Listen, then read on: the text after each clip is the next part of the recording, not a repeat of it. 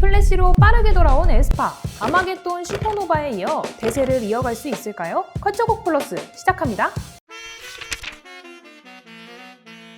2024년에 저는 개인적으로 가장 큰 K-팝 히트곡을 에스파의 슈퍼노바라고 생각하거든요. 에스파가 슈퍼노바, 아마겟돈 이 두 싱글로 보여준 파괴력이 이미 2024년에 어떤 K-팝 노래를 가져와도 사실 이길 수 없을 정도로 거대한 하나의 좀 사건을 만들었다고 저는 개인적으로 생각하거든요. 에스파가 사실 그 드라마까지는 약간 조금 위기라고 저는 개인적으로 생각했어요. 왜냐하면 그들이 굉장히 SM 컬처 유니버스라는 세계관에 강하게 종속되어 있는 그룹이었고, 아이에스파니, 광야니, 뭐 나이비스니 이런 다양한 개념들을 다 충족시키면서 나아가야 되고, 또 블랙맘바라는 뭐 빌런의 존재도 있었는데 그런 서사가 한 번에 그냥 마무리가 되어버리고 다음 챕터를 나아가는 데 있어서 그럼 이제 어떤 콘셉트로 나아갈까가 굉장히 고민이 많이 되는 시기였다고 저는 개인적으로 생각을 하거든요. 그런데 에스파가 거기서 잘 했던 것은 본인들이 가지고 있는 굉장히 SF적인 이미지, 그리고 어떻게 보면 굉장히 기계적이라고 쇠맛 난다 그런 얘기 하잖아요. 굉장히 차갑고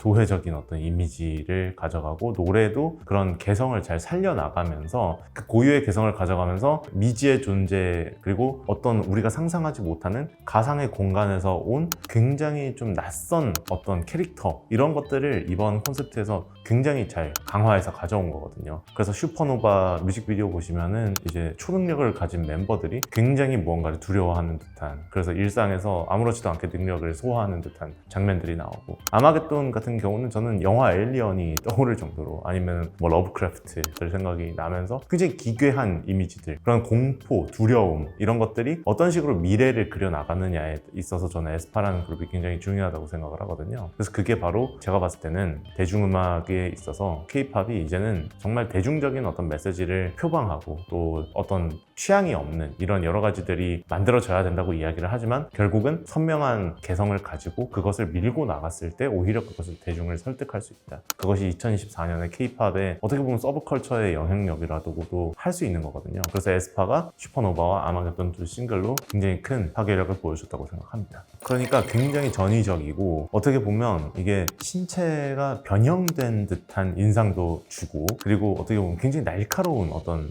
분위기가 있잖아요. 그러면서도 굉장히 좀 시크해 보이기도 하고, 뭔가 어쨌든 이 세상에 존재하지 않는 듯한 어떤 미지의 영역을 계속 만들어 나간다는 점이 저는 굉장히 중요하다고 생각하거든요. 그 에스파가 그런 테마를 잡은 것 같아요. 슈퍼노바 테마 때부터 시작해서 일상에 존재하지만 존재하지 않는 무언가, 그러면서 그들의 기원을 계속해서 찾아나가고 계속해서 질문을 던지는 거죠. 그래서 슈퍼노바에서도 우린 어디서 왔나 이 가사가 나오고, 아마겟돈 같은 경우도 노래를 들어보면, 뮤직비디오를 보면 굉장히 좀 어떻게 보면 오컬트스러운 느낌도 굉장히 강하거든요. 근데 이번에 위플래시 티저 이미지를 보니까 이제 또 대중이 기대하는 그 이상의 굉장히 파격적인, 어떻게 보면 영화에 등장하는 외계 생명체 같기도 하고 빌런 같기도 하고 굉장히 좀 독특한 미감을 가지고 있잖아요. 그래서 에스파를 담당하시는 분들이 확실히 그런, 사실 이것들이 다 과거의 SF 영화나 아니면 미래에는 어떤 풍경이 그려지게 될까, 이런 것들을 이미 다 내놓은 답들이긴 해요. 근데 그것을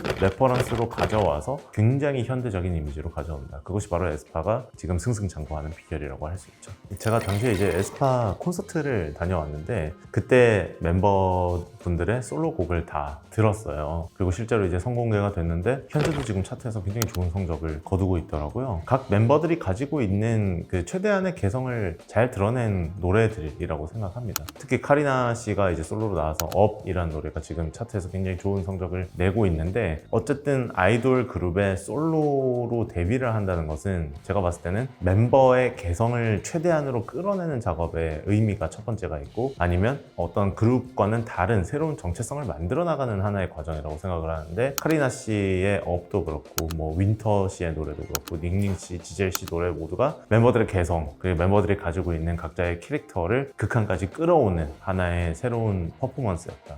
저는 현장에서 들었을 때는 윈터 씨의 노래는 굉장히 좀 2010년대에 유행했던 일렉트로닉 댄스 뮤직에 기반한 팝 음악이라는 생각이 들었고, 지젤 씨의 솔로곡도 제가 생각했던 지젤 씨의 음악과는 조금 달라서 굉장히 좀 놀라웠다 거다라는 생각이 들었고, 그런데 어쨌든 지금 차트에서도 인기가 있고 현장에서도 반응이 좋았던 것은 카리나 씨의 노래였던 것 같아요. 왜냐하면 카리나 씨가 이번에 하는 그 노래 자체가 굉장히 2000년대 중반에 힙합 R&B 기반의 여성 솔로들이 할 법한 그런 음악을 가지고 왔고, 그리고 굉장히 퍼포먼스에서 강점이 있거든요. 그래서 그런 점에서 업이 아무래도 지금 차트에서 보여주는 좋은 성적이 그 노래에 대한 관심도를 증명하는 것이 아닌가 생각합니다. SM 엔터테인먼트의 경영권 분쟁을 겪고 나서 SMCU의 바탕이 계속 이어지느냐 아니면 단절이 되느냐, 그때가 제 생각엔 가장 중요한 지점인 것 같아요. 왜냐하면 넥스트 레벨 다음에 이제 승승장구하면서 이제 세비지가 나오고 걸스까지 나왔는데, 그때까지만 해도 에스파가 수행하는 역할은 SM 컬처 유니버스라는 하나의 큰 세계관에서 뭔가 RPG 게임 속 캐릭터가 되어서 그들이 헤쳐나가는 듯한 어떤 광경을, 그러니까 누군가의 게임 플레이를 음악으로 보고 있다는 생각이 굉장히 많이 들었거든요.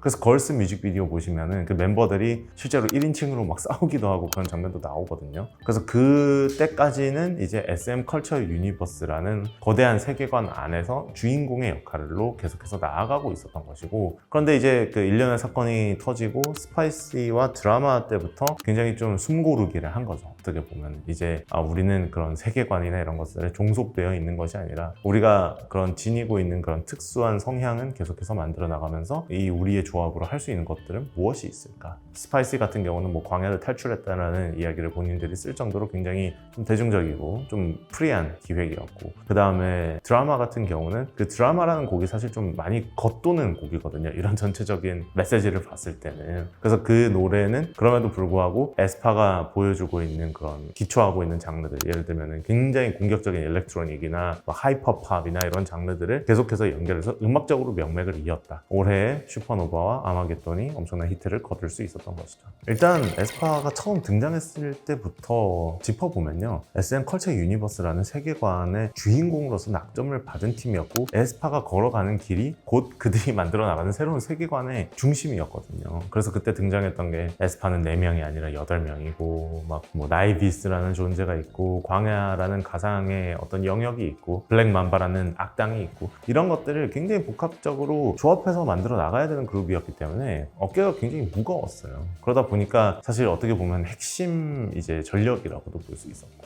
그런데 현재 에스파가 굉장히 독특한 점은 뭐냐면, 그렇게 뿌려놨던 이런 뭐 아이 에스파나 나이비스나 이런 것들을 배제하지 않고 그것들을 다 가지고 가면서 새로운 서사를 만들어 나가고 있다는 점이 굉장히 중요한 거거든요. 그래서 SM 엔터테인먼트도 이제는 이제 그 내부의 레이블화, 그리고 그 각 제작 부서가 본부화로 이제 변경이 되면서 각 부서의 개성이 굉장히 존중받는 그런 환경이 만들어지고 있는데, 사실 에스파가 그 경영권 분쟁 이전에는 유영진 이사와 이승환 프로듀서의 입김이 굉장히 크게 강력하게 작용하는 팀이었거든요. 그런데 그 두 분이 안 계신 상황에서도 어쨌든 그 SMP의 유산을 가지고 새로운 음악을 만들어 나가고 있다는 것이 SM 엔터테인먼트의 다른 아이돌 그룹과도 굉장히 크게 차별되는 지점이 아닌가라고 생각합니다. 뭐 단적으로 라이즈가 SMP 스타일의 음악을 더 이상 하지 않으니까 더욱더 대비가 되는 지점이기도 하죠.